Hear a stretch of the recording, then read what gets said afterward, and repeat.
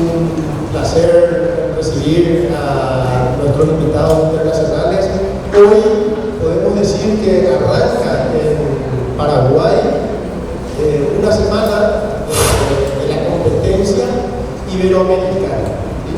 Tenemos una serie de eventos marcados a partir de mañana, que diríamos son los eventos que originalmente nos convocaban en Paraguay: el Foro Latinoamericano de Competencia, el Foro Iberoamericano de Competencia, que son foros que reúnen a las autoridades de competencia de América Latina, el Caribe y también de España y Portugal. Y aprovechando esta gran oportunidad, en el marco de otra iniciativa que se dio entre académicos de los países también de América y de España y Portugal, surgió un poco la idea de traer a las autoridades de competencia al mundo académico y a través del mundo académico o de los académicos a la sociedad en su conjunto. Tenemos que tener en cuenta que estos encuentros de autoridades son encuentros cerrados para las autoridades, donde se debaten temas de las autoridades como tal, y que sin embargo también puede resultar muy oportuno aprovechar esta presencia para acercarnos a la sociedad civil. Y si hay algo que caracteriza a las autoridades de competencia, yo diría que a nivel casi global, pero sobre todo a los que tenemos oportunidad de conocer más España, Portugal y América Latina, es que hay una enorme generosidad. De tal forma que cuando se planteó la posibilidad de desarrollar este foro e invitamos a algunas autoridades para participar de él, por supuesto que nos dijeron que sí. Entonces creo que es una preciosa oportunidad para sentar en una mesa a académicos y autoridades de competencia para conversar un poquito de temas de libre competencia y además hacerlo en un ambiente como el que vamos a desarrollar el día de hoy, en el que los académicos de esta red iberoamericana que se está fundando en Paraguay, y creo que ese es un hecho también fundamental, un hecho destacable, vamos a tener la oportunidad de que sea Paraguay y que sea Asunción el primer lugar en el centro de la fundación de esta red. Esto va a quedar para la historia. Podemos decir que el día de hoy en Asunción se va a crear la red iberoamericana de competencia, o como quienes la funden al finalizar esta jornada terminen decidiendo ese nombre. Que, insisto, seguramente el nombre es lo de menos. Pero yo no quiero más que agradecer, reiterar los agradecimientos a todos los que están aquí presentes y ya dar paso al primer panel, y para eso voy a presentar a nuestro moderador, José Benito, a quien le cedo el micrófono. Muchísimas gracias por la presencia a todos. Muchas gracias, doctor Rolando. Bueno, bienvenido a todos a este foro académico. Me presento, mi nombre es Enzo Berlino Guillén, soy abogado del estudio jurídico Astra Legal, y para mí es un privilegio poder moderar este panel integrado por expertos que cumplen de alguna manera distintos roles determinantes en materia de competencia.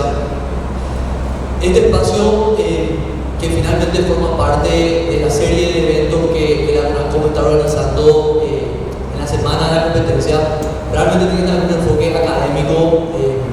Justo estaba recordando antes de dar inicio a este espacio, que cuando yo fui estudiante también de la Casa de Estudios de la Universidad Católica, recordaba que no tuve una materia de competencia puntualmente, y qué lindo está que la Universidad Católica, junto con la UNACOM y las otras organizaciones también, generen estos espacios, sobre todo teniendo la oportunidad de expertos que de alguna manera puedan compartir su experiencia.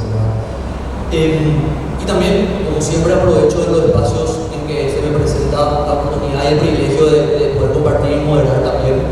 También destaco siempre el rol de nuestra autoridad de aplicación de la CONACOM, que siempre, de alguna manera, desde su inicio se ha mostrado abierto como para poder juntos ir construyendo también todo lo que refiere a esta materia de la competencia. Entonces, ya he tenido la oportunidad de poder compartir y conocer a nuestros panelistas, quienes de alguna manera preparé una extensa presentación de cada uno, pero bueno, por el tiempo también voy a tratar de reducirme quizás a las cuestiones puntuales y actuales de ellos.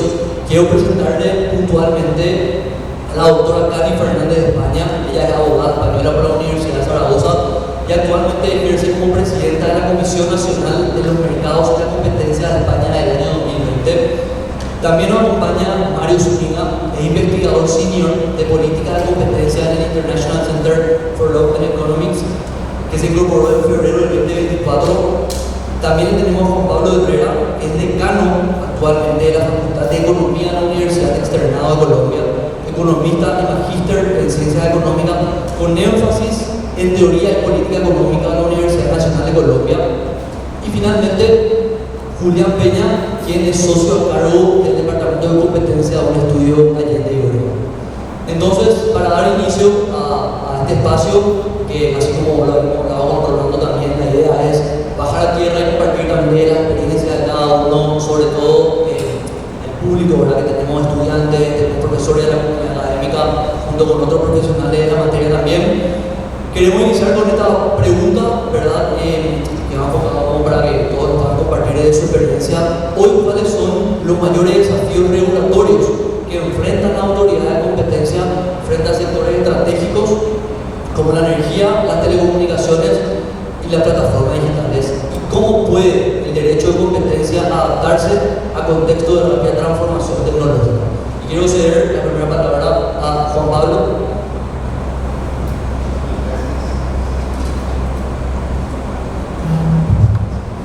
Buenas tardes a todos. Muchas gracias por llevar esta iniciativa ya a la realidad. Felices de poder participar en este espacio académico. Muchísimas gracias también a cada uno de nuestros panelistas. Es un privilegio tener la oportunidad de compartir con ellos y dejarles algunos mensajes que esperamos sean importantes. Cuando pensamos en América Latina, sobre algunos de esos sectores, yo creo que vale la pena traer algunas cifras a consideración. 650 millones de habitantes de América Latina y el Caribe tienen permanentemente una serie de necesidades muy importantes. De esos 650 millones, 70 millones viven en pobreza energética.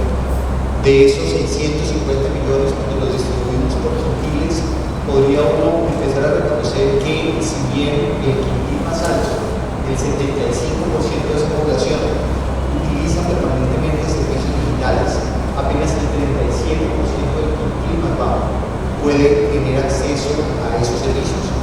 Y por supuesto, si hablamos de cobertura en materia de telecomunicaciones y servicios digitales, tenemos un reto muy importante en la región, particularmente en lo que corresponde a qué hacer para lograr conectividad en cada uno de ellos. Con esas cifras, inicialmente lo que uno se pregunta es, bueno, y entonces, ¿en dónde está el debate y cuál es el punto más importante? Y yo diría que el primer paso es identificar el rol de los reguladores y el rol de la política de competencia frente a ese tema. Muy bien, quienes hemos tenido la oportunidad de trabajar permanentemente en temas de competencia, tenemos que considerar que los propósitos para generar una dinámica en cada uno de los sectores y en cada uno de los mercados es estimular participación de agentes, es estimular capacidad de rivalidad entre ellos, es estimular eficiencia en la asignación de los recursos como producto de esa rivalidad. Pero a su vez, el regulador tiene un enorme desafío y es cómo diseñar adecuadamente las reglas de juego del mercado, cómo garantizar que ese mecanismo que está pensando pueda auspiciar e incentivar a que exista competencia. Creo que en ese punto vale la pena reconocer pasos muy importantes, especialmente en economías como las economías latinoamericanas, entre la coordinación de los reguladores y la autoridad de competencia. La figura de abogacía de la competencia termina siendo un paso muy importante que genera una interacción entre quien desarrolla y diseña los mercados y quien vigila que efectivamente se cumpla con esa asignación eficiente de recursos gracias a la aprobación de la ley de competencia. Mucho se ha dicho sobre la evolución tan rápida que muchos mercados se tienen en materia de tecnología, servicios digitales, evolución y conectividad energética, pensando en nuevas formas de generar energía. Pero en todos los casos, creo que hay un rol muy importante de buscar una adecuada intersección entre el rol del regulador y el rol de quien está generando una garantía para que los recursos se asignen eficientemente como resultado de la dinámica competitiva. Y es allí en donde la elaboración de estudios de mercado, en donde la consolidación de una coordinación interinstitucional, en donde los reguladores escuchen a las autoridades de competencia sobre las recomendaciones que se están haciendo, es que finalmente se puede avanzar de una manera muy importante. Entonces diría que ahí hay un primer eslabón en donde la política regulatoria y la política de competencia se intersectan de una manera muy importante. Un segundo elemento que termina siendo clave en esta discusión es el rol de la regulación ex ante y las grandes discusiones que hay en otras jurisdicciones relacionadas con si es necesario o no tener una regulación que establezca unas instituciones encargadas de permear o de delimitar la competencia sobre grandes jugadores. Yo diría que en economías y en regiones como la nuestra, antes de llegar a pensar en un cambio institucional y fortalecer una estructura adicional desde la lógica de regulación ex ante, creo que tenemos una oportunidad muy importante para fortalecer las dinámicas de competencia y, por supuesto, el rol de las autoridades de competencia.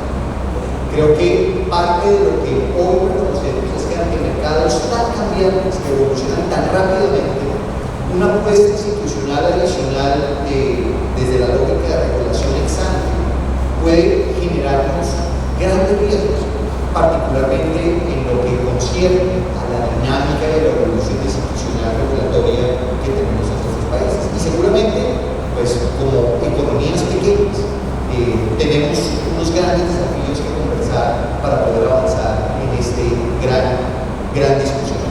Y un tercer y último elemento, con esto cierro esta primera intervención, tiene que ver con los grandes desafíos que las autoridades de competencia empiezan a tener cuando se dan cuenta que los mercados están cambiando tan rápidamente y las formas de detección, o mejor, las formas de realización de conductas anticompetitivas empiezan a ser tan variadas. Cuando uno mira el sector y el mundo digital, uno podría empezar a reconocer que a futuro es un sector que, entre otras cosas, puede generar una huella de carbono incluso superior a la aviación. Y uno empieza a mirar los servicios digitales como un sector en los cuales problemas de ciberseguridad, problemas de privacidad, problemas de propiedad intelectual emergen naturalmente e imponen unos enormes desafíos a las autoridades de competencia. Desafíos que se integran desde diferentes dimensiones. Una de ellas tiene que ver con el rol de las autoridades de protección del consumidor. Otra de ellas tiene que ver con el rol y hasta dónde va el quehacer de la autoridad que protege datos personales y hasta dónde va la autoridad de competencia en ese sentido. Y creo que en esas visiones tenemos también como región unos enormes espacios para generar discusiones relevantes, pero que ojalá se materialicen en soluciones interesantes que no resulten exactamente de tomar lo ya diseñado en otras jurisdicciones, que atiendan nuestros verdaderos problemas y nuestros desafíos asociados, pero que a su vez permita una colaboración permanente entre distintas autoridades de competencia de la región y distintos reguladores y autoridades de competencia. Creo que en ese punto, en esas intersecciones, la academia tiene mucho que decir y la academia tiene mucho que hacer para garantizar espacios como estos, en donde nos sentemos a hablar de cuál es el mejor diseño institucional. Recetas únicas no tenemos, pero tenemos enormes desafíos para poder solucionar problemas que día a día nos afligen en cada uno de nuestros mercados en América Latina y en Caribe.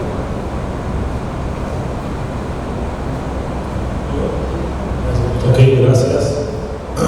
Muy buenas tardes. Antes que nada, gracias a la CONACOM de Paraguay, a Rolando aquí presente, a los dos Eduardos,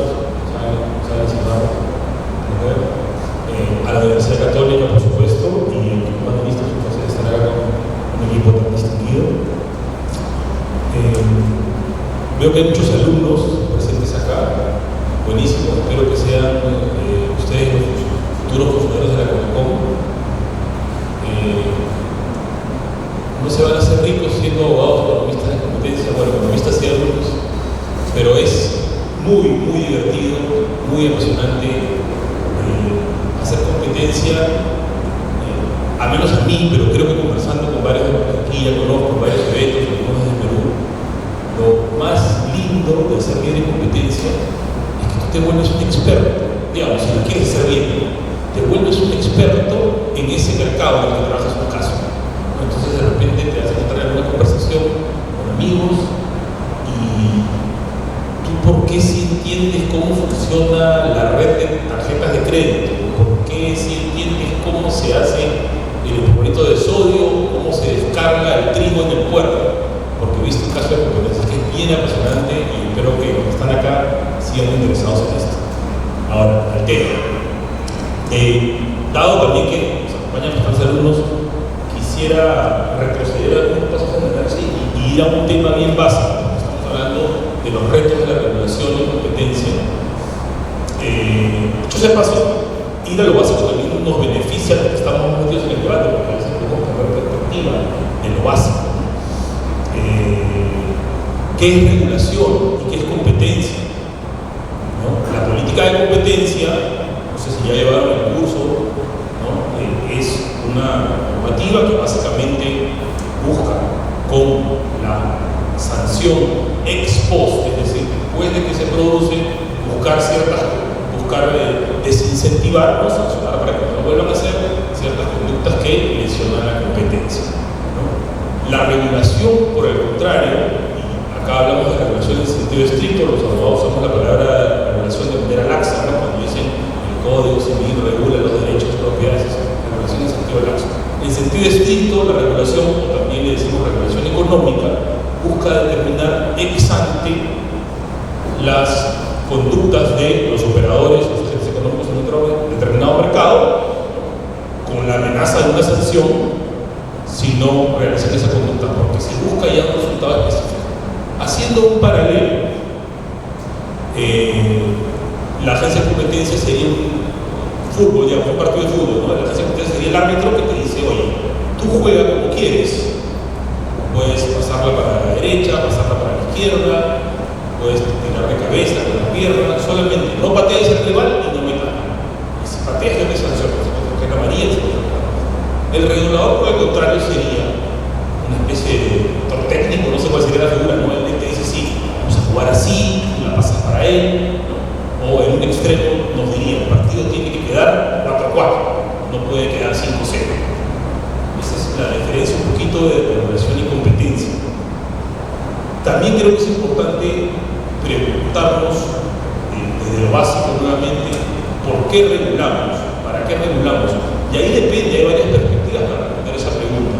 Yo que trabajo desde la perspectiva del análisis económico de derecho, me baso un poco en teoría económica, ¿no? La idea de regular en sentido estricto es tratar de permitir que los mercados funcionen como funcionarían en un escenario, ¿no?, de competencia. No competencia perfecta, que es un modelo, pero de razonable competencia, ¿no? Es decir, que tratemos de que en ese mercado lleguemos a los menores precios posibles, ¿no? A la mejor calidad posible. Digo posible es importante porque no debemos vender falacias del nirvana, ¿no? O sea, no hay mercado perfecto, ni regulado ni desregulado, siempre va a haber problemas de escasez, de reajustes, de insatisfacción, pero ese sería el objetivo, que haya mayor bienestar del consumidor con mayor producción, menores precios, mejor calidad, ¿no? En la generalidad de los mercados, para esto es suficiente la competencia. Entonces dejamos que los jugadores jueguen su partido y solamente cuando se portan mal los sancionarían. A veces hay mercados, por diversas razones, los economistas dicen, en la teoría ortodoxa, falla el mercado, ahí los mercados no pueden funcionar tan bien, no funcionan tan adecuadamente, entonces entra la regulación. Depende de la falla del mercado, hay distintos tipos de regulación, hay desde obligaciones de información, desde requisitos de entrada al mercado, hasta ya la forma más intrusiva que es que regula el precio y las condiciones de prestación. En ese caso ya es el ejemplo extremo que les decía de no sé, director técnico o factotum que controla todas las condiciones de trabajo. Entonces, ese es el objetivo, ¿no? Luego, cuando ya tenemos un escenario que trae un poquito ya el escenario real, el debate, puede ser mercados digitales o podemos hablar de otras industrias, de las que mencionó nuestro moderador, ¿no? Pero ahí yo le pregunto, ojo, estoy siempre desde mi marco, ¿no?, de teoría de fallas de mercado y este objetivo. Obviamente puede haber otros objetivos de política pública, puede haber un objetivo redistributivo, puede haber un objetivo ahora de equidad o justicia, como funcionan los mercados también, es válido. Pero en cualquier caso, partamos del marco que partamos, creo que todos estamos de acuerdo en que deberíamos estar mejor con la regulación de como estamos hoy en día sin la regulación, ¿no? Partiendo de la premisa de que además debemos analizar esa regulación cómo va a funcionar en la realidad. Les dije hace un rato, ¿no? Falacia de nirvana es una figura que usa el economista Harold Dempsey, ¿no? Siempre la pregunta que me dijeron acá los economistas presentes, perdón, al menos lo que yo me informo, una pregunta recurrente es ¿comparado con qué? ¿Esto va a ser bueno o malo? ¿Comparado con qué? Entonces la pregunta es, ¿la regulación nos va a hacer estar mejor? No la regulación como está en el papel, ¿no?, ni el objetivo declarado en la norma. La norma dice, este objetivo es lograr el bienestar, la justicia y el equilibrio y todo feliz. Eso no siempre es posible y tenemos que jugar, si vamos a aprobar una ley, una regulación, ¿cómo vamos a aplicar esa norma? ¿Quién va a decidir? ¿Tenemos los recursos? ¿Tenemos los objetivos? Esas preguntas iniciales nos ayudan en la práctica a saber, solamente para terminar mi primera intervención, por ejemplo, en mercados digitales, son los que quieran o no se está debatiendo mucho, ¿no? Hay que regular, hay que intervenir en más competencia, perfecto. Yo creo que se pueden dar, obviamente, en un mercado perfecto, porque incluso si es bastante competitivo, igual se pueden dar condiciones colectivas, o sea que siempre es algo que la agencia tiene que estar mirando. Pero digo yo, es un mercado en el que hay un problema de producción, hay actores comportándose como un monopolista, ¿no? O sea, es decir, cobrando más, produciendo menos, complicado de medir a veces, porque algunas plataformas digitales, por ejemplo, tienen precios monetarios cero, entonces es complicado de medir, hay que ver la distribución de la calidad, pero en general yo diría, no lo digo yo, estaba escribiendo mucho sobre el tema, por ejemplo, Ferrer Joven, tú miras los digitales están produciendo más, los precios están bajando, la calidad no se está reduciendo por lo menos, invierten en investigación y desarrollo, están entrando a mercados adyacentes.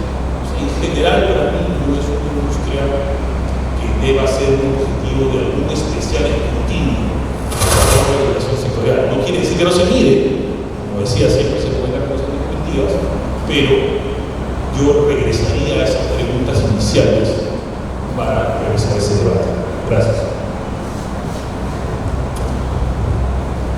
Bueno, muchas gracias.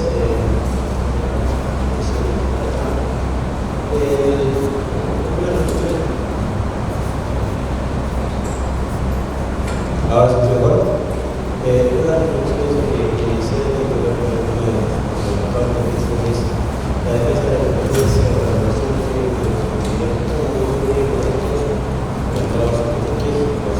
Y la experiencia argentina ha sido que la profesora tiene que tener mucho cuidado con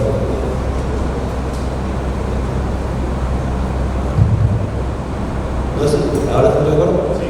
La experiencia argentina demuestra que el tema de la ley de transparencia no prevé la regulación de un marco especial para los mercados estratégicos y tampoco le da una salida a las autoridades para poder resolver este tipo de casos. De hecho, hubo un caso hace unos años en el cual una empresa brasileña, Petrobras, compra un grupo económico del sector energético en Argentina, Telecompa, que entre otras cosas tenía una participación del 50% en otro conjunto de Transnacional, que es una empresa que tiene el monopolio de la transmisión de la electricidad en Argentina. Entonces, por cuestión de seguridad nacional, el gobierno no estaba dispuesto a que nuestro vecino tuviese el control de la transmisión de la energía eléctrica por todo el país. Pero la ley de defensa de competencia no tiene argumento, este laboratorio tampoco. O sea, el tema de simplemente muy puntual, la característica del comprador. Y como solución de eso, se le encuentra el jeitillo, que era el tema que el presidente de Argentina se juntó con el entonces presidente Lula y resuelven que voluntariamente Petrobras se ofrecía espontáneamente a comprometerse a desinvertir en 6 meses la participación del 50% que tenía en Transnacional. O sea, se le encontró una forma elegante de compromiso voluntario de Petrobras, pero eso confirmaba que la ley no prevé ese tipo de soluciones especiales. Un par de años más tarde se envía al Congreso una ley en la cual se reforma el sistema institucional para que en los casos estratégicos en la cual hay el tema de inversiones, empleo, etc., el ministro de Economía se reservaba el derecho de última palabra para decidir sobre estos temas. Y en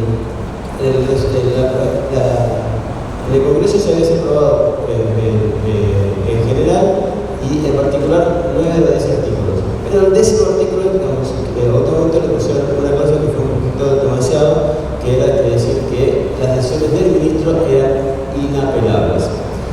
Ello iba un poquito en contra de los principios constitucionales que tenemos en el país y como consecuencia pinchó todo el proyecto.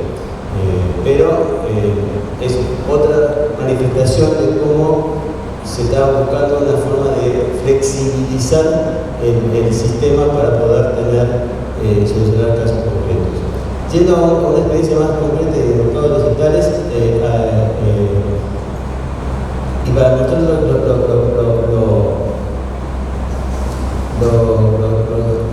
importancia de ser prudentes al respecto, en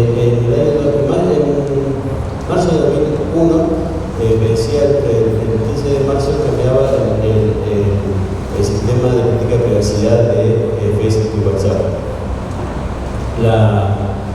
La Comisión el 13 de mayo inició la investigación, el 14 de marzo notifica a las partes una medida cautelar, que de hecho se apela y la Cámara no aceptaba el expediente la apelación, porque dice dónde está el expediente, dónde está la investigación que supuesta esto y no había.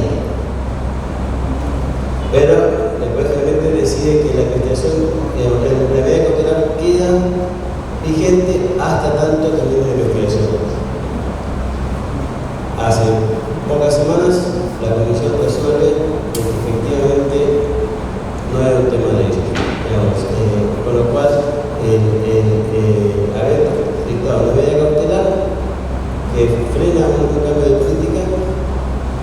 pedidos de la gente de agencia de datos porque a veces totalmente pensar que la agencia de competencia tiene que resolver muchos problemas.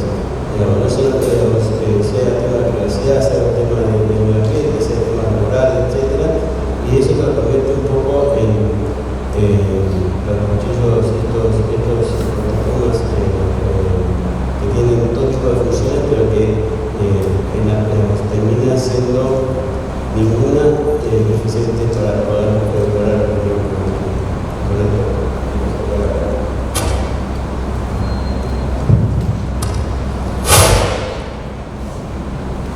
Muy buenas tardes.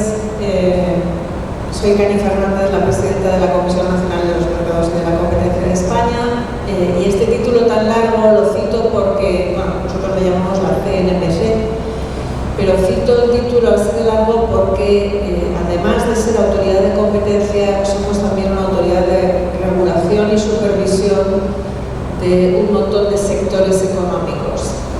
Y este es el punto que quiero hacer porque os voy a dar una visión pues muy pragmática de qué es lo que hacemos cuando hacemos aplicación del derecho de la competencia y qué es lo que hacemos cuando somos un ente regulador o supervisor. Y sobre esta experiencia os daré mi visión de qué ventajas e inconvenientes tiene cada uno de estos dos órdenes, si son complementarios, si son a veces contrapuestos, y que en definitiva lo voy a ilustrar con alguno de los ejemplos de los sectores que supervisamos.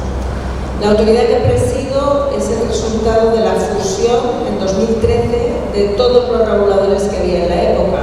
Es la autoridad de competencia, se llamaba entonces Comisión Nacional de la Competencia, junto con el regulador de las telecomunicaciones, el regulador postal, el regulador de transporte, el regulador energético, el regulador audiovisual. En definitiva, lo que hace esta autoridad es que aglutina en una sola institución todas las autoridades independientes de regulación junto con la autoridad de competencia. Además, en el momento de la creación, en el 2013, a la autoridad se la dota de otro pilar de aplicación de la política de competencia muy importante, que es la promoción de la competencia, lo que todos conocemos como advocacy, que hasta ese momento venía ejerciendo pero de forma fragmentada. Con lo cual, la autoridad que presido tiene en realidad, digamos, por decirlo de alguna forma, tres patas para garantizar que los mercados funcionen bien. El primero es la regulación. Cuando un mercado no funciona en competencia perfecta, no existe, pero cuasi perfecta, porque tiene fallos de mercado, porque tiene situaciones de desequilibrio, hay que cometer esa supervisión de mercados mediante regulación. Os doy un ejemplo muy claro. Tenemos, por ejemplo, una situación de monopolio. Todas las industrias que proporcionan servicios esenciales a los ciudadanos, sea postal, ferroviario, telecomunicaciones, energía, han empezado siendo todas ellas monopolios. ¿Por qué?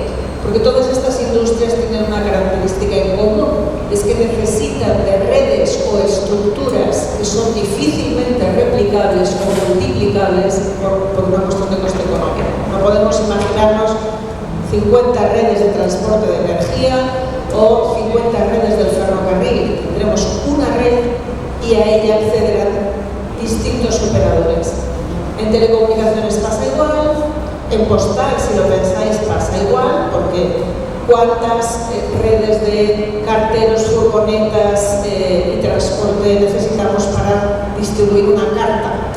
En el fondo, las conexiones no las podemos multiplicar porque sería ineficiente económicamente. En todas estas industrias o sectores vamos a encontrar siempre una red, son industrias de red. Pensad que, por ejemplo, cuando hablamos de Google, también estamos hablando de una industria de red. De Facebook, también estamos hablando de una industria de red. Instagram, X. Pero bueno, os hago la comparación porque veréis cómo tienen elementos comunes cuando hablemos de la regulación sí o no de los mercados digitales. Cuando estas situaciones de monopolio, porque hay un único operador que tiene la red, se producen, nos encontramos con miles de problemas, y es que no tenemos opción, ningún operador que pueda ejercer servicios utilizando esas infraestructuras, por ejemplo, cualquier empresa que quiera hacer servicios de alta velocidad entre Madrid y Barcelona, tiene que utilizar siempre la misma red, pero puede haber 3 compañías que hagan ese servicio. Para poder pasar de una situación de monopolio a una situación de liberalización de mercados, hay que hacerlo con regulación. No se puede hacer con competencia, porque solo tenemos un competidor. Con lo cual habrá que empezar primero a separar el que presta el servicio de los trenes del que tiene la infraestructura. Y lo mismo os digo, el que presta el servicio del teléfono del que tiene la infraestructura por el que van a pasar los datos. O el que presta la distribución de energía del que tiene esa red sobre la que va a ir la energía. Primer movimiento, separación de actividades para que la infraestructura sea un bien esencial, no replicable, un monopolio natural, ¿de acuerdo? Primer fallo del mercado, pero que se introduzca competencia en todos aquellos que pueden utilizar esa red accediendo a la red en condiciones no discriminatorias, transparentes y en competencia para proporcionar servicios en competencia con la utilización de esa infraestructura. Lo que nosotros hacemos fundamentalmente es, como reguladores y supervisores de mercados que tienen estas estructuras que no permiten una competencia total en todos y cada uno de sus elementos, es garantizar que hay un acceso adecuado de terceros a esas infraestructuras no replicables y que esos accesos se hagan en condiciones de competencia, que no haya un apalancamiento del que tiene la infraestructura en los servicios de su propia compañía, que no haya un self-preferencing, es decir, por ejemplo, que Google no te coloque su buscador de viajes, igual que, por ejemplo, que el operador de la red de ferrocarril no beneficie a la compañía que presta los servicios de trayectos. Para eso nos sirve la regulación y la supervisión. ¿Qué pasa cuando ya tenemos una situación en la que hay suficiente competencia? Ya no hace falta la regulación. Si el mercado funciona bien, hay que intentar intervenir lo menos posible y que el mercado se autorregule, porque no hay nada más eficiente que las necesidades encuentren sus soluciones por sí solas.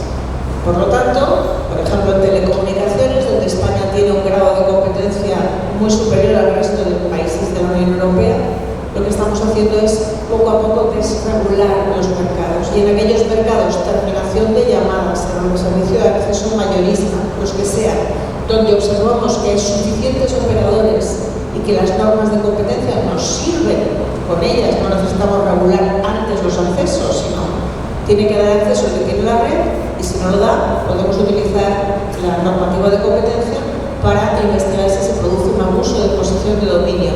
Pero ya no es una situación en la cual el fallo del mercado es de tal característica que necesitamos regular.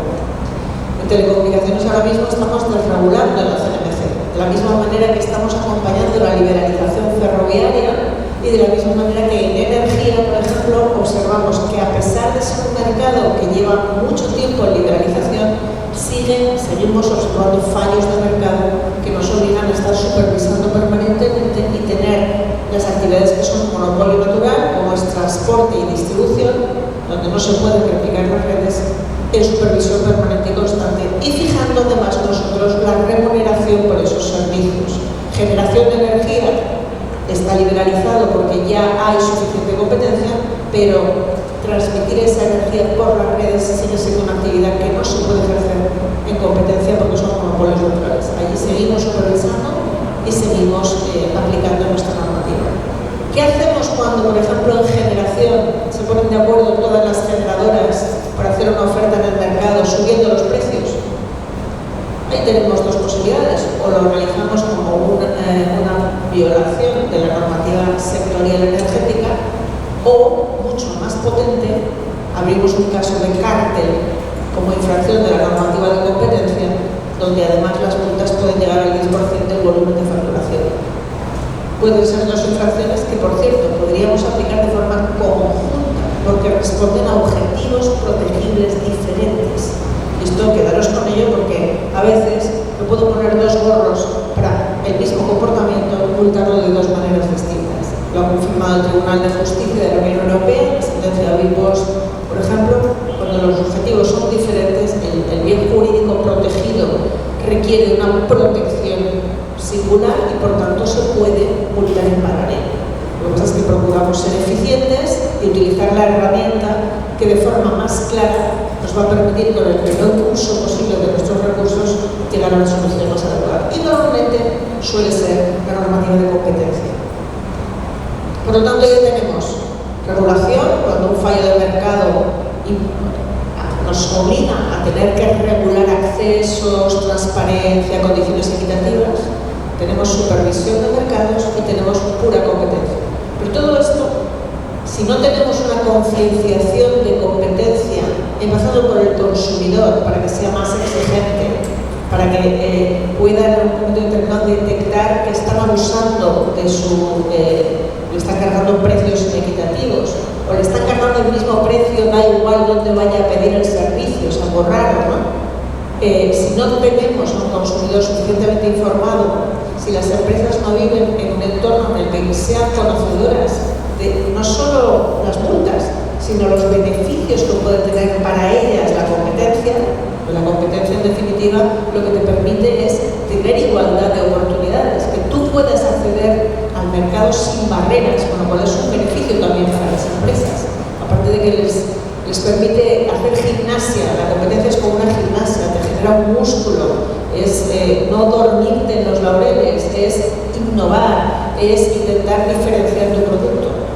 En definitiva, creemos que la competencia es buena también para las empresas, para los consumidores y desde luego para el sistema, por lo cual tenemos que concienciar a las empresas y a los consumidores de que esto es un bien para todos. Y ahí es donde entra la parte de promoción de la competencia, que la utilizamos en todo el espectro, no solamente en los sectores regulados, sino también en la política de competencia. Os voy a dar un ejemplo de algo que, no siendo un fallo de mercado, es fundamental que esté regulado. En todos estos sectores que os he mencionado, sea telecomunicaciones, sea energía, sea postal, lo que está claro es que todos tenemos un derecho universal a tener una prestación básica de todos y cada uno de estos servicios. Eso que se llama obligaciones de servicio público. Es el interés general que todo aquel ciudadano pueda tener acceso a energía cuando hace frío, la calefacción, que pueda estar comunicado, que pueda recibir o enviar una carta, por ejemplo. Esas son las obligaciones universales. Esas obligaciones universales están reconocidas, por ejemplo, en el caso europeo, en nuestras propias constituciones, y tenemos obligación de proporcionárselas. ¿Cómo lo hacemos? Si dejamos el mercado a una competencia perfecta, solo querrá proporcionar ese servicio a aquel que lo haga como un beneficio, y muchas de estas operaciones no van a tener beneficio, porque hay que llevar la carta al último recóndito lugar de la cordillera donde no es fácil llegar, o hay que tender el cable, me da igual que sea de energía que de telecomunicaciones, allá donde a lo mejor solo hay 2 casas con 2 vecinos. Es económicamente ineficiente. Para eso existe lo que llamamos las obligaciones de servicio público, OSPs. Cuando es un monopolista el que está llevando a cabo la actuación en el mercado, se le impone esa obligación. Pero ¿qué pasa cuando hay competencia? Bien, lo que hacemos para garantizar que incluso en esos casos esa obligación de servicio público se preste en las mejores condiciones posibles es normalmente sacarla a concurso público, sabiendo que se va a calcular cuál es el coste neto de ese servicio universal, da igual que sea postal, de telecomunicaciones, en energía le llamamos el bono social, pero es lo mismo, y se le va a adjudicar ese servicio a ese coste neto del servicio más margen razonable a aquel que ofrezca las mejores condiciones, y lo sometemos a competencia. Y esto os lo cuento porque es un caso en el cual combinamos una regulación necesaria con una aplicación de principios de competencia en esa regulación necesaria, para que veáis cómo ambos elementos están imbricados de forma indisoluble. Y creo que me planto aquí para poder dar la ocasión de tener alguna pregunta más.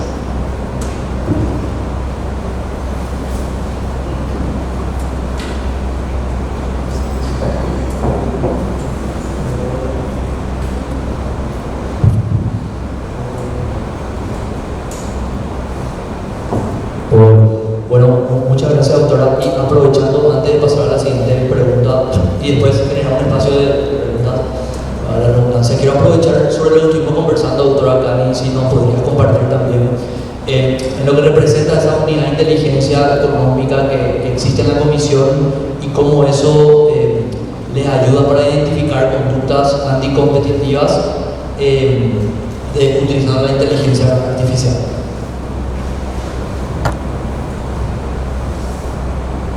Gracias. A ver, no somos la única autoridad que está desarrollando ya herramientas de inteligencia artificial. Tengo aquí sentado al uno, hay más gente en la sala que la utiliza. Os explico la nuestra porque nos está dando un buen resultado. Tenemos una unidad de inteligencia económica dentro de la CNMC que lo que hace es que, sobre la base de utilización de herramientas de inteligencia artificial, de Big Data, de lenguaje natural, de inteligencia de máquina, pues ha sido capaz de ir produciendo algunos algoritmos, primero algunos instrumentales, como por ejemplo uno que después de ser entrenado fue capaz de convertir, que esto ya hace 8 años, empezó a convertir en leíble y tratable información que no era leíble y tratable. Os explico. Fundamentalmente esto lo hemos hecho en el campo de la contratación pública, donde tenemos un portal en el que todas las autoridades que están emitiendo contratos en contratación pública tienen obligación de subir toda la información. Cuando se trata de la oferta que ha ganado, tienen que incluir la información de forma tratable, es decir, utilizar un formulario en el que van rellenando esa información de forma que cuando tú después le pides a la máquina que te busque nombres de compañías que han ganado concursos en el ámbito de la construcción de infraestructuras, automáticamente te lo extrae. El problema es que cuando las empresas pierden, en lugar de poner la información en formato tratable, la tienen que poner y la ponen pues, como PDFs, las fotos, no rellenan ningún formulario, lo cual implica que cuando tú le pides a la máquina, dime el nombre de todas las empresas que han ofertado alguna vez en infraestructuras, solo te va a sacar aquellas que puede leer. Pues bien, lo primero que hicimos fue crear un algoritmo básico propio, enseñarle a leer, de forma que llegó a poder tratar la información no tratable y convertirla para que pudiera leerse todo. De forma que cuando tú le pedías a la máquina que te dijera, dime cuántas veces ha ganado esta empresa tantos concursos, luego le podías decir, dime cuántas veces ha perdido esta empresa tantos concursos, y al final acabas viendo los patrones. Una empresa gana, después pierde 2 veces, después vuelve a ganar, mientras que su competidor primero pierde, después gana, después pierde, después gana, y así vas viendo cómo de repente tienes 6 empresas que curiosamente han ido ganando y perdiendo de forma consistente determinados concursos, lo cual ya te da un indicio de que puede haber algo que es colusivo en sí. No solamente eso, necesitábamos además que cuando empezara a verse comportamientos en esos contratos, nuestra herramienta pudiera llamarnos la atención sobre la posibilidad de que hubiera habido algo colusivo, algo en lo que se hubiera puesto de acuerdo, algo que fuera irregular. Entonces lo que hicimos fue crear un segundo algoritmo que le hemos llamado BRAVA, que son sus siglas en inglés, Bid Rigging Algorithm for Vigilance and Antitrust. Es un algoritmo que, después de haberlo entrenado, con un grupo de control que sacamos, lo que hicimos fue fundamentalmente aquellos casos que habíamos ya confirmado ante el Tribunal Supremo, donde eran cárteles en contratación pública. Pues hicimos 2 grupos, un grupo del 75% que utilizamos para entrenar a Brava, para decirle, mira, con más de 25 parámetros que fueron después incrementándose, busca este tipo de parámetro para detectar una colusión en la que hay pues, un precio fijo, o hay un cliente asignado, o hay lo que sea, 20 y tantos parámetros. El 25% restante lo sacamos y cuando Brava estaba ya entrenada, colocamos ese 25% restante, digamos así, en la piscina de los casi 5 millones de contratos que tiene el portal de datos. Y fue capaz de encontrarlos todos con un rigor nunca inferior al 99%. Ahora ya hemos conseguido obtener algún auto judicial de entrada y registro de inspecciones, porque nosotros no podemos inspeccionar sin un auto judicial. La Comisión Europea lo hace, nosotros no nos creemos mucho más lo de la Constitución, entonces no vamos si no es con un auto judicial, y para conseguir un auto judicial por fin hemos conseguido explicarle a un juez qué con los indicios encontrados por Brava en el portal de contratos del sector público hay algo que huele a podrido en Dinamarca y nos tiene que dar un auto.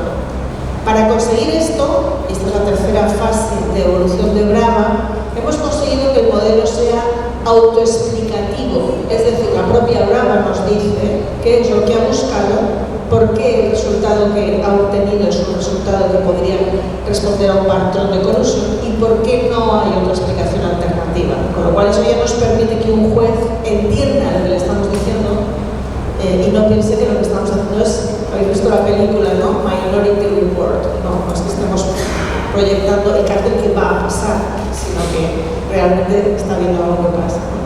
Y bueno, seguimos ahora mismo investigando. La siguiente frontera es entrenar a Brava para que sea capaz de detectar colusión algorítmica automática.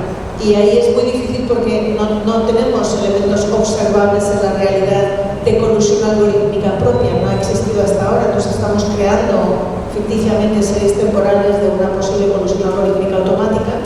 Es el caso en el cual tú ya no te pones de acuerdo con el competidor, sino que le dices a tu algoritmo, tú alinea tu precio con el de mis competidores o, en ese caso está claro que ya le has dicho que se cartelice, o algo peor, tú adopta el precio que sea la solución óptima en cada caso. Con la información que tienes de las webs de todos los demás, adopta el precio que sea óptimo. ¿Qué pasa cuando ese precio óptimo es el precio de equilibrio colusorio? Bueno, pues ahí estamos, intentando ver cómo conseguimos que Brava nos ayude a detectar eso.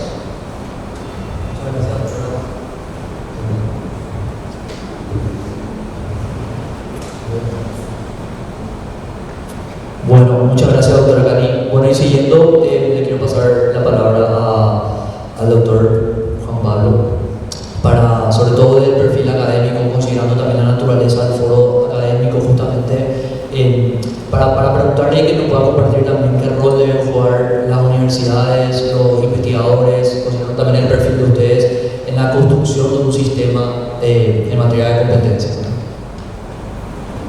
Bueno, es una muy interesante pregunta. Yo diría que hay al menos dos grandes frentes en los cuales es posible trabajar. Pensar la academia como una plataforma neutra de reunirnos a hablar, de proponer ideas que permitan avanzar en la construcción de una adecuada política regulatoria y adecuada política de la competencia, reconociendo los grandes desafíos que hay para poder identificar cuáles son los límites en cada sector de una y otra, de otro elemento. Un segundo componente muy importante del que tiene el rol de la academia es crear masa crítica. Necesitamos cada vez más personas que estén estudiando ciencias de datos, economía, derecho, pero también ingenierías, en fin, de todo tipo de áreas de conocimiento, pensando en por qué es importante la libre competencia. Muchas veces desde las escuelas de derecho y algunas escuelas de economía, a veces caemos en el riesgo de entender los temas de competencia como temas eminentemente sancionatorios y nos ponemos a cuantificar únicamente los efectos de las sanciones en materia de competencia. Pero creo que es también una oportunidad maravillosa para reconocer cuáles son los beneficios que tiene la promoción y la protección de la competencia en los mercados. Tener más rivalidad, implicando mayor eficiencia, mejor asignación de recursos, generar más participación de la gente en el mercado, velar por el bienestar de los consumidores y lo que es más importante, con esto conecto con las cifras que les daba al inicio, qué bueno sería empezar a reconocer que buena parte del objetivo de la política de competencia en un mediano y largo plazo es justamente cerrar esas brechas y lograr a través de la rivalidad que efectivamente lleguen servicios a quienes hoy lo necesitan. Y América Latina creo que tiene unas enormes necesidades en las que con más competencia, con mejores mercados, pues necesitamos empezar a cerrar esas brechas. ¿En dónde está el rol de la academia? En este tercer pilar muy importante de generar masa crítica. Y por supuesto, un último elemento es necesitamos relevos generacionales a cada una de las autoridades de competencia que lleguen cada vez con más ideas, con nuevos elementos. Qué bueno escuchar a Cani con esas muy buenas iniciativas ya puestas en funcionamiento para poder detectar prácticas anticompetitivas. Reconocer que los algoritmos no solamente son algoritmos que detectar, sino algoritmos que utilizar para poder implementar detección de prácticas anticompetitivas, creo que es algo maravilloso. Y creo que la academia también es un espacio para seguir formando ese tipo de iniciativas. Así que diría que por lo menos en esos 4 frentes tenemos un reto muy interesante, y por eso celebro que esa idea de reunirnos diferentes académicos a pensar sobre temas, y también agradecer a la Universidad Católica por haber patrocinado este espacio.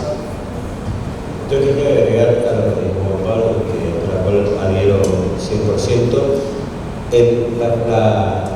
la otra pata de lo que es el foro internacional, que es el tema ¿por qué iberoamericano? Más allá del latinoamericano. Yo creo que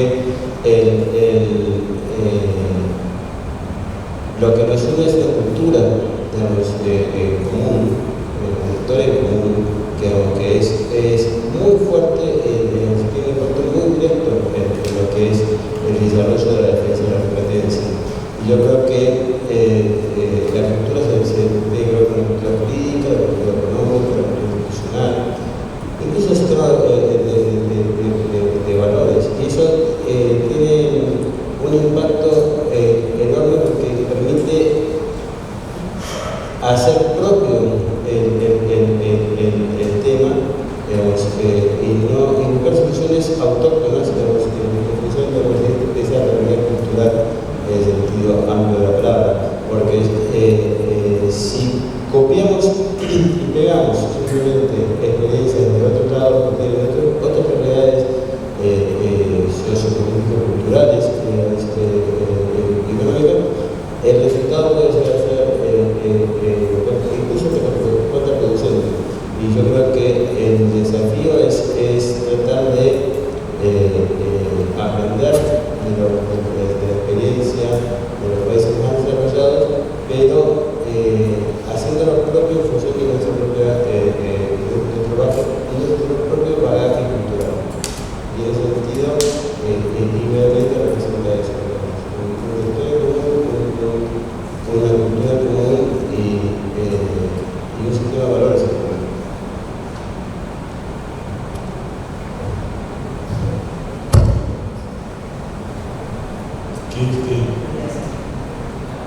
El rol de la academia.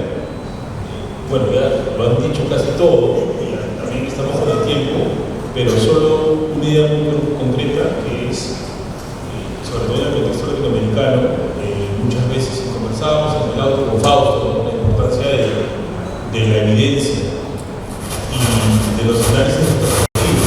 Nosotros hablamos acá de los beneficios de la competencia, y creo que todos creemos, obviamente, honestamente, en esos beneficios de competencia, y los hemos visto en nuestra práctica, ¿no?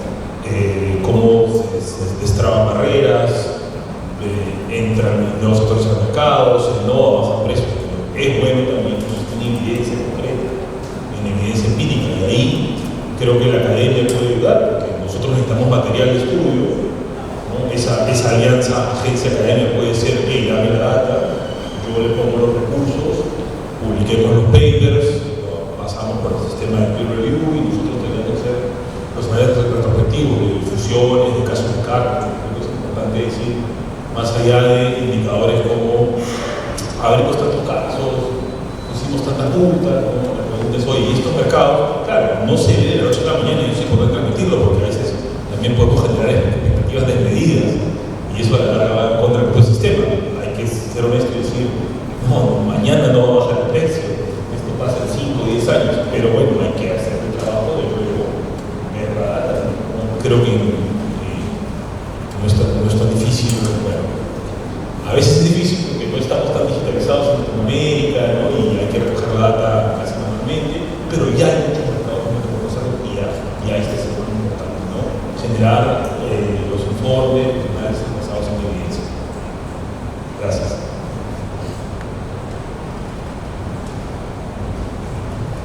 No sé, doctora Cami, si querés complementar el... Me gustaría añadir una idea, porque no toda regulación a veces cumplimos en la CNMC, que es que cuando una regulación en realidad lo que incorpora es una restricción a la actividad económica, en realidad se convierte en una barrera a la actividad económica. Y ahí pongo el ejemplo, porque creo que me lo habían pedido y no lo había mencionado, de la regulación de las VTCs, Cabify, Uber, etcétera, en España, donde se limita el número de licencias de este tipo de vehículos como conductor para proteger al taxi. Y por ejemplo, una de las cosas que se hace y es legislación de ámbito tanto regional como de ámbito municipal, que se impide, por ejemplo, que haya más de una licencia de VTC por cada 30 licencias de taxi. Bueno, esto es una regulación que tiene una base de protección, obviamente, y así lo ha dicho el Tribunal de Justicia, porque al final recurrimos, fuimos a cuestión perjudicial, nos dio la razón. Bueno, esa protección, esa regulación de protección, en realidad está allí para proteger un sector económico en perjuicio de otro. Proteger el sector del taxi en perjuicio del sector del VTC, que es el nuevo entrante en una situación de monopolio en la que está claro que hay más demanda de la que se puede servir con el propio servicio de taxi. Recurrimos esa ordenanza municipal, recurrimos la normativa de la región, de distintas regiones de España que imponía esas restricciones mediante la regulación y al final nos ha dado la razón el Tribunal Supremo y se han anulado. Es decir, que hay otra acción de la competencia frente a regulación que sea en sí misma restrictiva de la competencia que también podemos ejercer. Y con esto quería añadir que regulación sí cuando sirve para solventar situaciones que afecten a la competencia, no cuando lo que hace es que impide la competencia.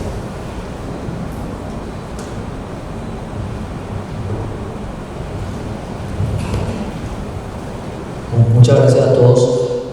Bueno, empezamos al espacio de preguntas, no al tiempo también. Si alguien tiene alguna pregunta puntual dirigida a alguno de los panelistas.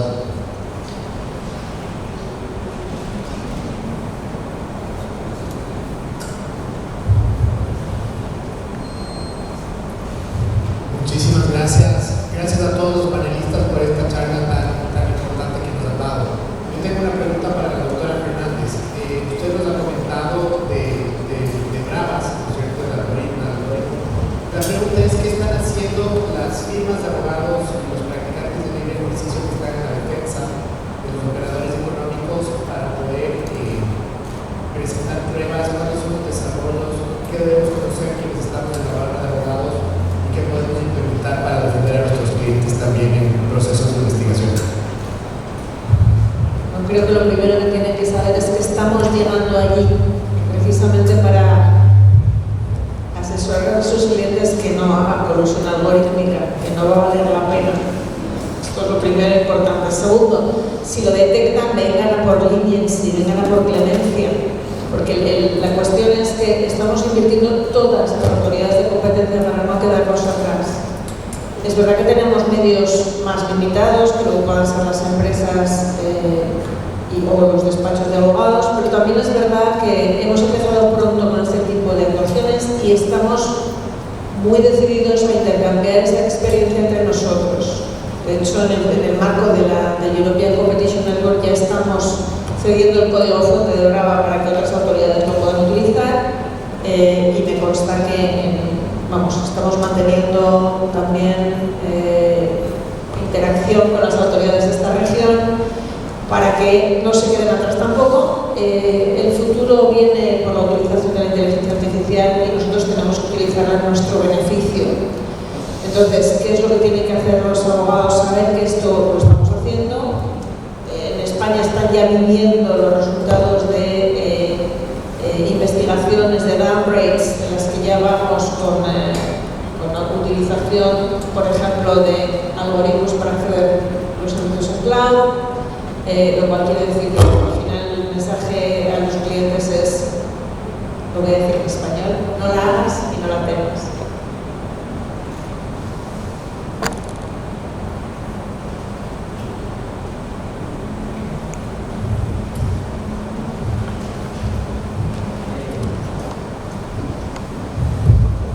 Buenas noches, muchas gracias por la ponencia.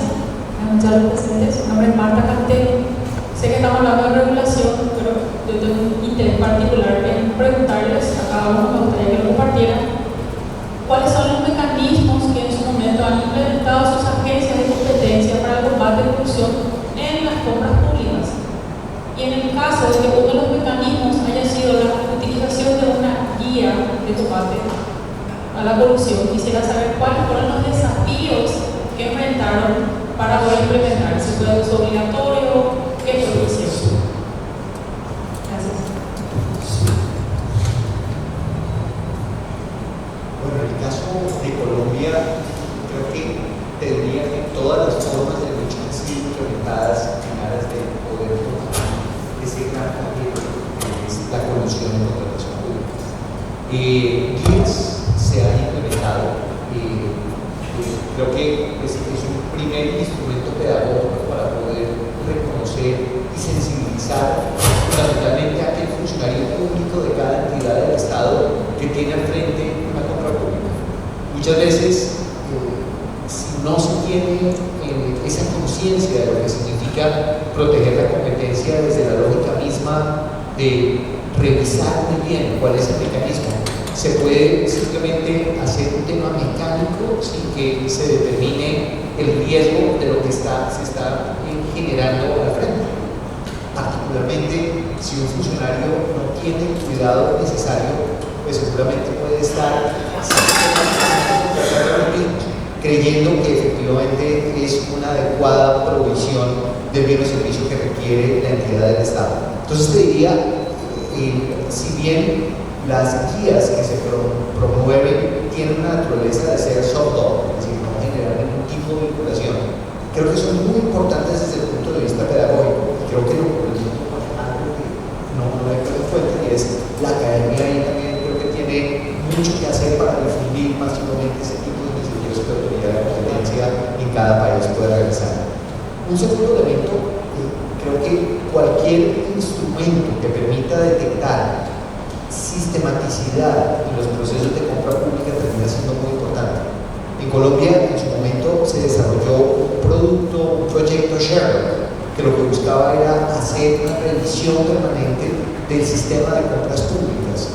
En ese entonces, utilizando analítica de datos, creo que la autoridad de competencia actualmente ha venido trabajando muy precisamente en esto y hay unos nuevos desarrollos sobre el tema, en donde lo que se busca de nuevo es reconocer que muchas veces el funcionario pues no es capaz de detectar manualmente todos los procesos de contratación pública y seguramente al generar un mecanismo acotado de cuáles y en dónde podrían estar los principales problemas de contratación, teniendo una herramienta que permita identificar y hacer una lupa, un zoom in a aquellos procesos de contratación críticos, pues seguramente se facilita y se incrementa la probabilidad de detección. Y un tercer elemento muy importante, creo yo, es la difusión de las sanciones, que creo que es también muy importante como un elemento cultural. El saber que efectivamente ese tipo de situaciones generan unas afectaciones a quienes la realizan es en últimas la labor de disuasión que buscaría la autoridad de competencia a la hora de querer crear cultura de libre competencia en proceso de contratación.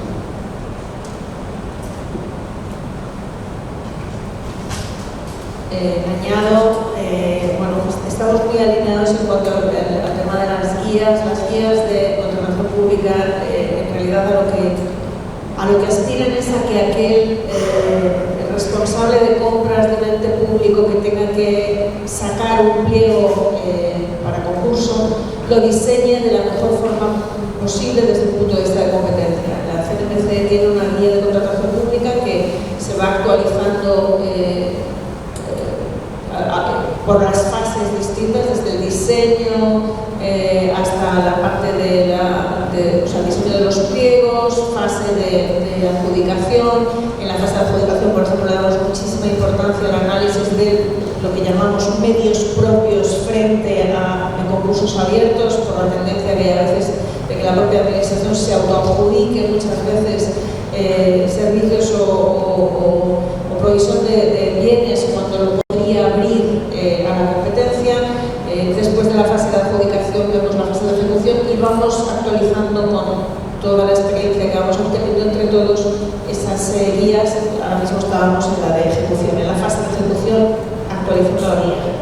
Lo complementamos con formación a todo aquel funcionario público que quiera ser formado en temas de contratación pública. Llevamos más de 4.000 funcionarios cada año, añadimos unos 1.000 y pico. Les formamos en materia de diseño de contratos, de detección de indicios, cuando observan que puede haber algún indicio en los concursos que reciben, en las ofertas que reciben los concursos.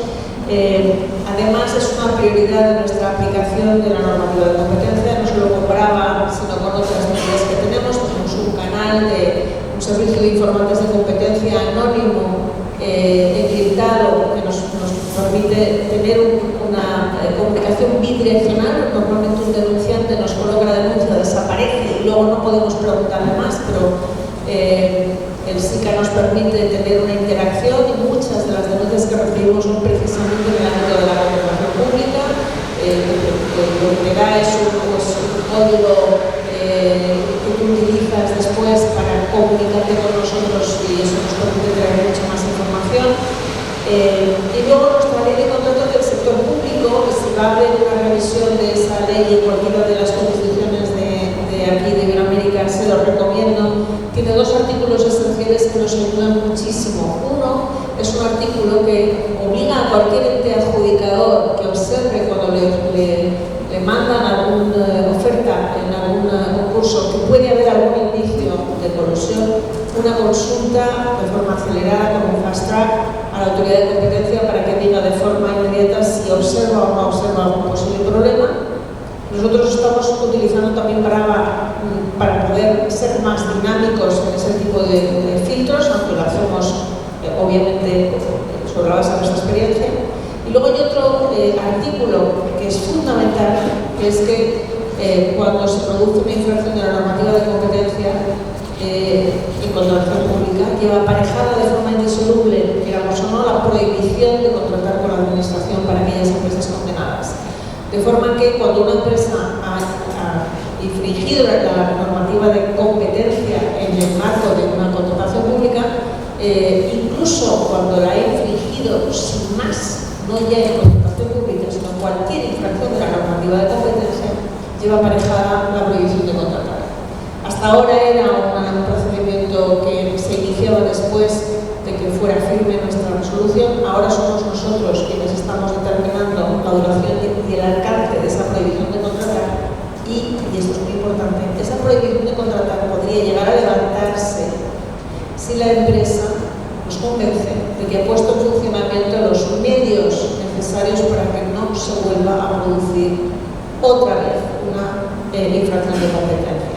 Con lo cual lo que estamos haciendo es revisar nuestro código de compliance, de cumplimiento normativo, para dar guía, de forma que las empresas puedan diseñar programas de cumplimiento normativo no estéticos, ni cosméticos, auténticos, con from the top, la posibilidad de tener un controller que sea el que verifique si un trabajador infringe, pues normalmente va a ser despedido, en fin, una serie de cuestiones que marcan un programa de cumplimiento suficientemente riguroso. Si nos convence de que eso va a impedir que la empresa vuelva a infringir, le podemos levantar la prohibición de contratar con la administración pública. Para muchas empresas en sectores como infraestructuras, etcétera, es vital, es mucho más importante la prohibición de contratar que una multa. Y eso está teniendo un efecto disuasorio muy, muy importante.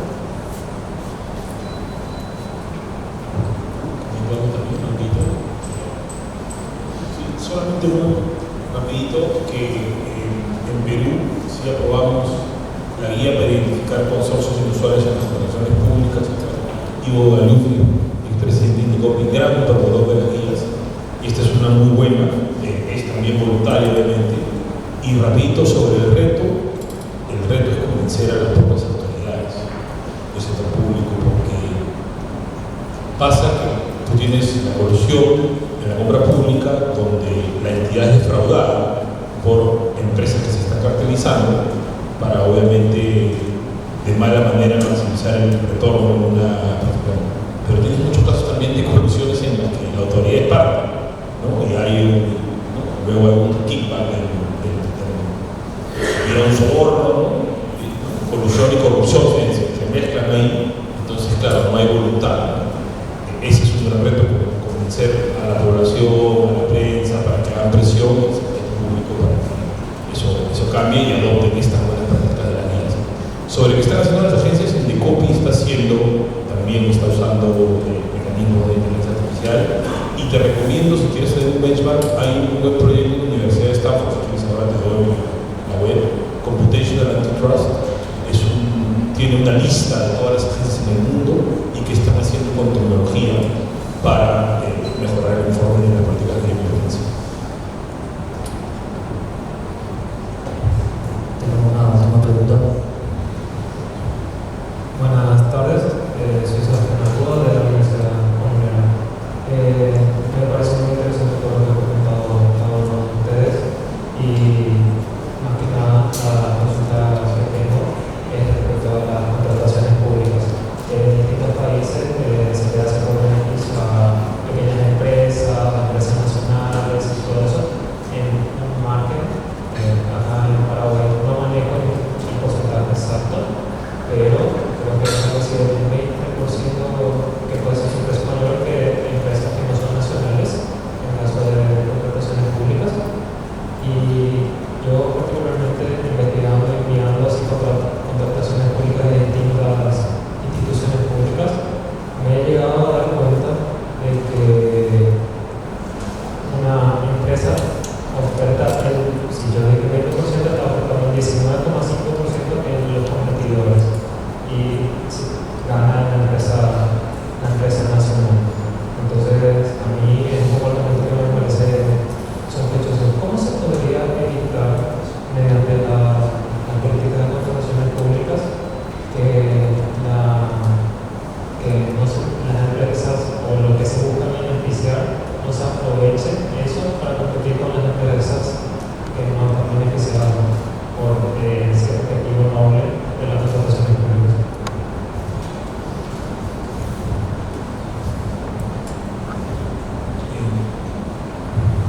No es mi campo de expertise, pero de lo que he podido observar, me ha tocado también ser funcionario público, parte de competencia. Yo en realidad diría que el principal objetivo de la contratación pública es procurar prestar el mejor servicio a la ciudadanía. Entonces, si las mejores botas para soldado que resisten el agua, el sudor, tienen una cobertura metálica para los accidentes, las produce Paraguay o Brasil o Estados Unidos, no tengo por qué darle una ventaja a las botas peruanas, ¿no? Tenemos muchos casos de deficiencia de público. Te pongo otro ejemplo. Los alimentos para los programas sociales. En Perú, por ejemplo, el Estado provee los desayunos en los colegios. La evidencia te decía que eso mejoraba el rendimiento, que desayunen en el colegio los niños, ¿no? Pero si tú dices mezclas las políticas públicas, si quiero favorecer a las pequeñas empresas, que le compren a los proveedores locales, que le compren a las empresas peruanas, a las pymes,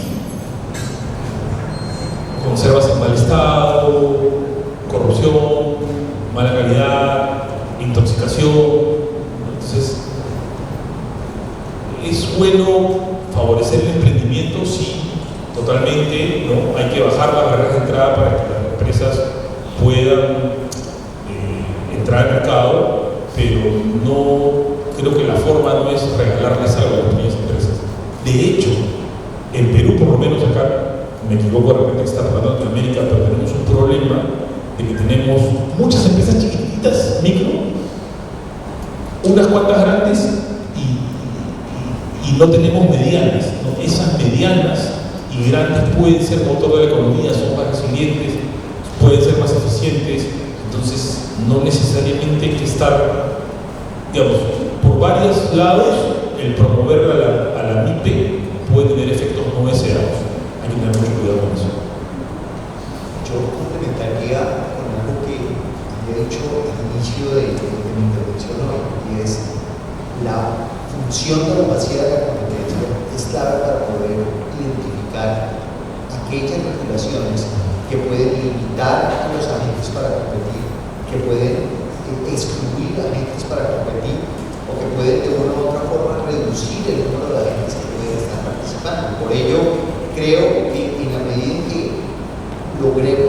fortalecer capacidades de detección de aquellas regulaciones que tienen afectación sobre la libre competencia, pues se comienza a avanzar de manera muy. Muchas gracias, Juan Pablo. Bueno, con este proceso damos cierre a este panel. Bueno, les quiero dar las gracias a todos por la atención. Muchísimas gracias también a los panelistas por compartir su experiencia. Y bueno, les cedo la palabra al doctor Rolando. Bueno, muchísimas gracias por hacer. Tenemos un pequeño orden para